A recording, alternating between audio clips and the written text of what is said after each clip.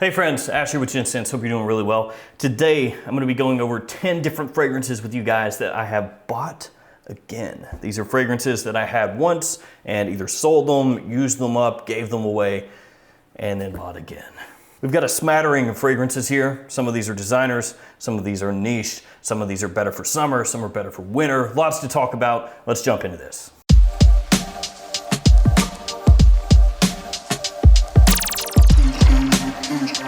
Let's go ahead and get this list kicked right off with this one right here, F Black by Salvatore Ferragamo.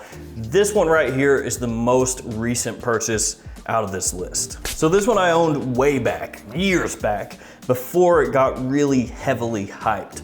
And this one I gave away to my little brother. He's got a little bit of a fragrance collection, not like mine. Yeah, he doesn't have that much of an issue. But he does have a nice little collection, and I gifted him my bottle of F Black. I always thought this fragrance was pretty good for the price, but it never really blew me away. It was just always one of those fragrances that was pretty solid. And it got us so much hype. It got a whole bunch. So yeah, gave this one away. Gave it away to my little brother. He still has it. And now I've got it once again. I found this at TJ Maxx for 16 bucks on clearance, and I was like, why not? It's got lavender, black pepper, tonka, coriander, and apple as some of the notes in the fragrance. The ones that people pick up the most on usually are gonna be the lavender and that black pepper. It is a likable fragrance, easy to wear, great in the evening, great during the fall, great during the winter, could pull it off in the spring as well. It does get a little bit powdery, but in general, really nice fragrance, especially when you're not paying that much for it. Next up is a niche fragrance from the house of CERA, CEDRAT BOISE. This fragrance right here gets compared to good old Creed AVENTUS.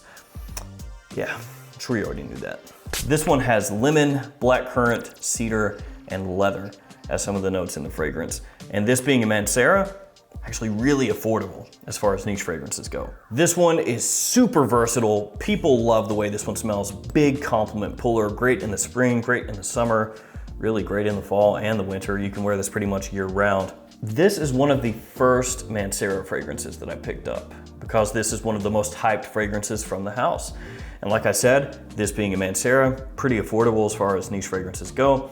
So this one I wore a whole bunch of years ago. It's actually one of the most complimented fragrances that I owned for a long time because I did wear it so much. This is also a fragrance I decanted some of, gave some to my friends, and then when it ran out, I bought another bottle. And I think this one absolutely will always be in my collection. It's just really easy to wear, nice, fruity, a little bit tart. It's got a nice dry down as well. Next up is one of my favorite designer fragrances of all time. This fragrance is awesome. I have multiple bottles of it. Dior Homme Intense. I own a few different versions of this fragrance, including this one right here, Dior Homme Intense 2020. And this is just a masterpiece. It's got iris, ambrette, cedar, and lavender as some of the notes in the fragrance.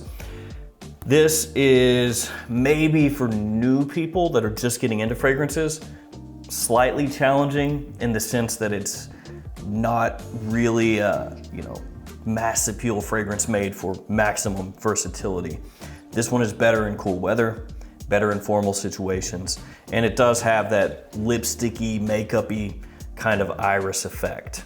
And I have had people smell this before that are not really into fragrances, and they go, I don't know if I could wear that. Actually, I've been to stores before, years back, where the people that were actually selling the fragrances didn't really like this one and questioned why it was so powdery. Which was kind of interesting for me to be in a store where they're selling this fragrance and somebody comes up to you that works there and they're talking to you about the fragrance and they're like, yeah, that one's not any good because it's, too powdery, a man can't wear it. And I have to stand there and listen to them making this face.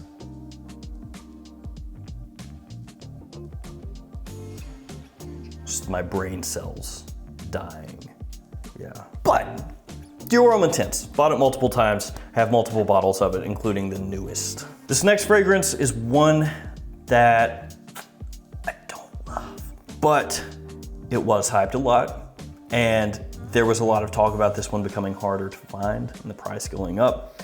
and I had an opportunity to pick up a second bottle for under 20 bucks, so I did. It's Individuel from Mont Blanc. This one has raspberry, vanilla, cinnamon, and lavender as some of the notes in the scent. This one, of course, was a big love of Jeremy fragrance for a while. This one I just never really gravitated toward. It has that similarity to Original Santal from Creed, which I also don't really love, and Yop, the original, and I don't love that either. And so this one, having those similarities, just never really spoke to me that much. It's quite sweet. It was compared for a while to raspberry dryer sheet, smelling like that, and that's a pretty good way to describe it. Now certainly, it can pull compliments, it can pull attention, it's a good performer, and you can pick it up for a pretty good price. This one, again, I picked up for under 20 bucks at the time, and the reason I picked it up, like I said, because a lot of people were saying, ooh, it's gonna be hard to find. And for some reason I thought I would need another bottle. I don't know. All right, let's keep this going. Next up is Molecule 02 from Eccentric Molecules. And this one you can find for a good price at discounters typically. And I would say in general with Eccentric Molecule fragrances, get the tester if they have one and it's a lot cheaper and you don't mind not having the box, because the bottle, pretty much the exact same. They don't come with caps. It's not gonna look any better. It's not gonna look any worse if you get an original versus a tester. So just get a tester if it's cheaper. The note here, ambroxan. That's it, super simple. Molecule 01 is the molecule fragrance that gets talked about the most. That one has ISO Gamma Super, ISO E Super if you just want to be basic about it. And a lot of people will take Molecule 01, they'll layer it or wear it with another fragrance to give it kind of a different twist and hopefully a boost in performance. Between the two though, Molecule 01 and Molecule 02, I prefer this one. I actually think it's nicer. I think the ambroxan by itself works better than the ISO E Super and Molecule 01 does. It comes across smelling a little bit warm, a little bit musky, clean at the same time though, fuzzy. It's got a kind of effervescence to it. And believe it or not, is a really nice compliment puller, attention grabber. And I have worn Molecule 02 a bunch, both by itself and layered with other fragrances. And with the price on this one, like I said, from discounters usually being really nice, it's good. This next fragrance, similar to Individuel, and the reason that I picked it up. The fragrance becoming harder to find and potentially being discontinued, and I picked it up for a good price, the extra bottle. It's AQUA AMARA from BVLGARI. This one has mandarin orange, it's got a water note, it has neroli and olibanum as some of the notes in the fragrance. A lot of people don't like this one. I think it's a little bit divisive, that it comes across like a dirty sort of orange, or a dirty aquatic with orange. I actually think it's really nice. It's quite unique, does its own thing, and I really appreciate that. It's a little bit of a different twist for spring and summertime fragrances, daytime fragrances. It's great casually. And really, because of the compliment factor here, which actually does have a really solid compliment factor, you could wear this on a date in the warmer weather. So AQUA AMARA, don't regret this one a bit, because if this does end up going the way of the dodo and becomes hard to find, the prices will go up. And at that point, got myself a nice backup bottle. This next one has changed. I've brought this up a few times on the channel. It's L'Instant de Guerlain Extreme. If you buy this nowadays, you will not get it in this bottle. This is the vintage bottle, the vintage formulation. It is now called L'Instant de Guerlain Pour Homme Eau de Parfum. Bottle looks like this. Basically, Guerlain has taken their bottles and simplified it, and most of their men's fragrances you're gonna find in a bottle like I said, this is the vintage formulation. If you can somehow find this for a decent price, like this right here, get it. Get it. If you can find this for a decent price, get it. This has cacao, patchouli, star anise, and citrus as some of the notes in the fragrance. This stuff, so gentlemanly, grown up, refined, sophisticated, with a little bit of an edge, this nice sexy edge to it. This is an awesome fragrance. And with this one right here, I broke my old bottle. Yeah, so that's why I had to buy it again. Now, I had used a lot of it because this is a killer fragrance. Absolutely love it, one of my favorites. But I broke the bottle actually filming a video years back. And that was very depressing. I was not very pumped about that, believe it or not. So depressing. But it's okay because I bought another one. Yeah, just hide your sadness with purchases. Let's keep it moving. Next up is a fragrance that needs no introduction, but I'll give it one anyway. It's Creed Aventus, the king of men's fragrances. Wow. You probably know the notes already here. It's got pineapple, of course. There's bergamot in there, apple, birch, black currant, moss, musk. This fragrance has been knocked off or copied countless times, from just straight up clone fragrances to niche fragrances that smell inspired by Aventus, or designer fragrances that smell inspired by Aventus. And the reason that I have multiple bottles of this is because of the Aventus batch variations. I've talked about that on this channel before. Lots of people have, frankly. Boiled down, Creed Aventus can smell different from batch to batch. Sometimes it smells smokier, sometimes it smells fruitier, sometimes it smells like a nice mix. You never know what you're gonna get. And I fell down that rabbit hole once and bought up a whole bunch of different Creed Aventus batches because I had to see what that batch variation was about. Ultimately, do I think it's worth it? For a normal person, no, it's not worth it. Don't buy up a whole bunch of different Aventus bottles, spending hundreds or thousands of dollars to get slight variations and differences in the same scent. So yeah, Creed Aventus, I love it. It smells awesome. You can use it anywhere, anytime, day or night, any situation, and pull positive attention. It's a great confidence boosting fragrance, but just don't do it. Don't start going down that rabbit hole. Next up, one of my most worn fragrances of all time, Acqua di Gio from Giorgio Armani.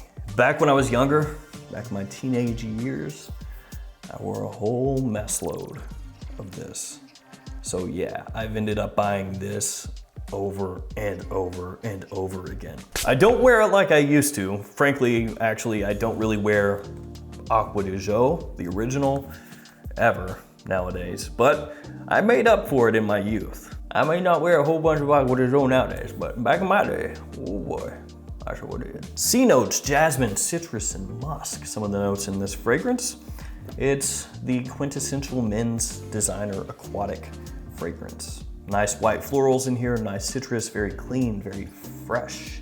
Kind of fragrance you spray on when you get out of the shower, and just an enormous compliment puller in its heyday. Of course, Acqua di Gio is still around. People still wear this like crazy, and there are many flankers in this line that people are rocking every single day all around the world.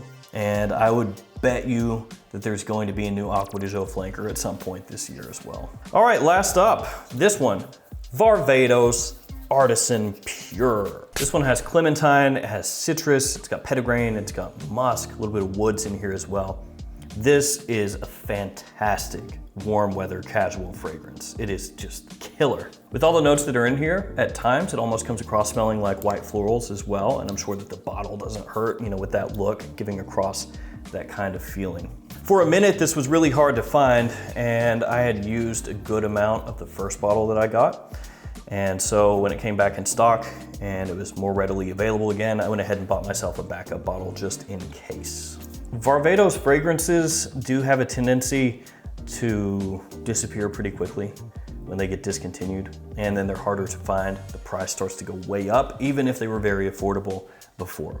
For example, Varvatos Artisan Black, that fragrance used to be next to nothing. You could find that at every single discounter, wouldn't cost you much, and never really got a huge amount of hype, to be frank. And yet, when it was discontinued and the stock ran dry, the price went straight up. So with Artisan Pure, I didn't want to be in a situation where I used up all my bottle and then the fragrance was discontinued and the stock ran out and then the price shot up in the future. So when it came back into stock at the time that I bought this and the price was good, scooped up an extra bottle. This in warm weather, like I said, is fantastic. It smells so good, so clean. You will offend nobody ever when you have this on, and it's a great attention grabber. So there we go, 10 different fragrances, that I bought again, and the reasons why. Let me know in the comments below some of the fragrances that you've bought either backup bottles of or replacement bottles of or whatever, what the fragrance was and why. As always, thanks for hanging out with me today. Thanks for all your support. Stay safe out there, and I will see you again tomorrow with another fragrance video. See you guys.